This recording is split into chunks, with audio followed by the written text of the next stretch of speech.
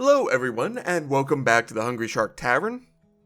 Honey has an exceptionally long and storied history in mythology, ritual practice, culinary preparation, and even medicine. The scope of all these subjects can impress how important honey has been to many societies throughout history.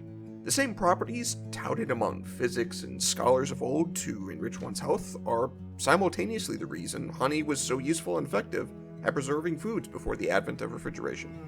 Today, we will go over some of that history, some of that science, and come to understand honey's antibacterial and antifungal properties and apply them to preserving fruits to stay good long after they are out of season. The oldest written record of honey being used for a medical purpose comes from a clay tablet from Nippur, the sort of religious center of the Sumerian Empire around 2000 BC. In it states to grind to a powder river dust and then knead in water and honey, and let plain oil and hot cedar oil be spread over it. It is thought that this might have been a cure for some sort of skin infection or ulcer.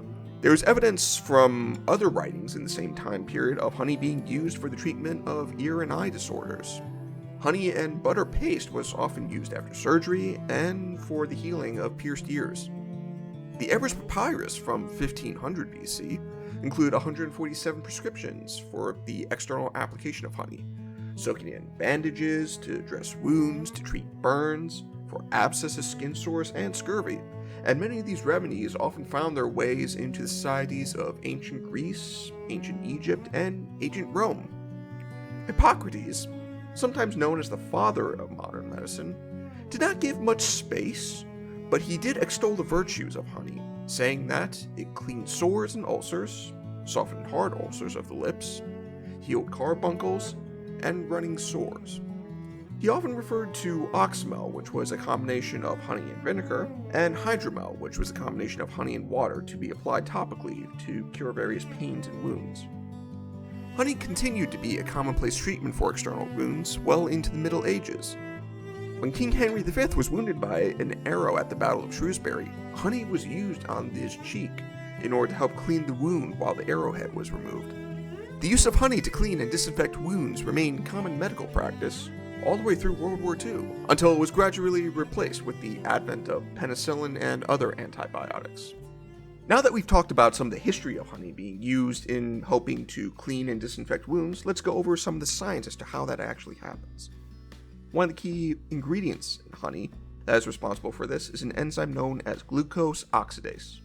What this enzyme does is it helps accelerate the reaction of the oxidation of glucose. In this process, it produces gluconic acid, creating a lower pH within the honey. Most blossom-derived honeys are going to have a pH averaging somewhere between 3.2 and 4.5.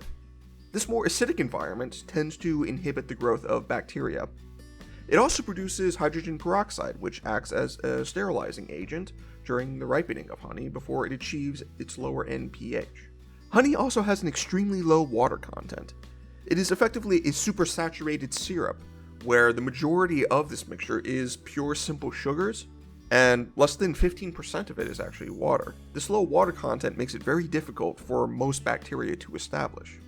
There are also various other things found within honey that seem to have antimicrobial properties, things like phenolic acids and flavonoids. Especially if we look at Manuka honey, it has high levels of methyl glyoxal, which have been the subject of a number of clinical studies for antibacterial properties, including the treatment of methicillin-resistant MRSA infections. These same properties help not only to prevent wound infection, but can help with the preservation of certain foods. Just as the ancient Romans doted on honey for its medical use, in even greater measure they doted upon its taste. It is from Rome where we also receive the earliest detailed instructions that I could give a source on for the use of honey in the preservation of food. The 1st century gourmand Marcus Gavius Apicius, whom will eventually come up in future videos, wrote 10 texts on the cooking and often lavish presentation of food for Roman meals and banquets. Contained within these texts is instructions to help various fruits last, such as quinces, apples, figs, and cherries, and he even detailed instructions on how to preserve herbs such as sorrel. Today we will follow his example and use honey to keep our fruit good and tasty. Now, rather than use straight honey, we will be doing a bit of a balancing act. Honey is sweeter than sugar. This means that you will generally need to use less of it if you do not want your preserved fruit to be overly sweet. As a general rule of thumb, it is recommended that where you would use 1 cup of sugar in a specified canning recipe, 3/4 of a cup of honey should be substituted. Likewise, we should consider not just the taste that the honey will impart, but how long we want to keep the fruit. Using a higher proportion of honey will allow the fruit to last longer, but it will mean that the native taste of the fruit will be increasingly overpowered by the flavor of the honey. Too little honey, and we sacrifice some of the antibacterial qualities and lower pH that will help the fruit last. For convenience, here's a nifty little table to give you some options as to how to preserve your fruit. But if you are like me and you have a water bath canner, you needn't worry as much about the time to spoilage, as canning will take that time from weeks to months or even more. To start, let's get our ingredients together. Today we're going to be preserving figs, so we're going to want 1 pint of figs. For our syrup, we're going to have 2 cups of water, a half cup of honey, half cup of sugar. We're also going to want the zest from 1 orange, and a cinnamon stick that's been crushed. To start, we're going to wash our figs thoroughly.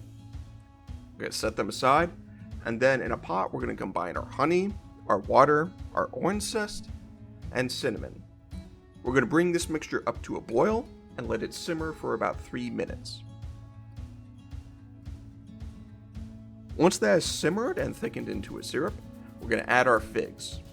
We're going to let that simmer again for another 3 more minutes to allow the figs to cook in the syrup a bit. Once that's done, we're going to remove our pot from heat. We're going to use a slotted spoon to transfer the figs to prepared jars, and in each jar we're going to place 1 piece of the cinnamon stick, 1 tablespoon of lemon juice, and then we're going to fill each jar until the figs are completely covered with the honey syrup. If you're canning, make sure to remember to fill those jars up until there's about a ½ inch between the lip and the top of where the syrup stays. And there we have it, preserved figs. This works excellently for a number of different applications. It is absolutely magnificent on a scoop of vanilla ice cream. Another thing I like to do is I like to put it on top of pancakes. I hope you learned something here today, a little bit about the history of honey, a little bit about the science of honey, and we will be talking a little bit more about this subject in future videos.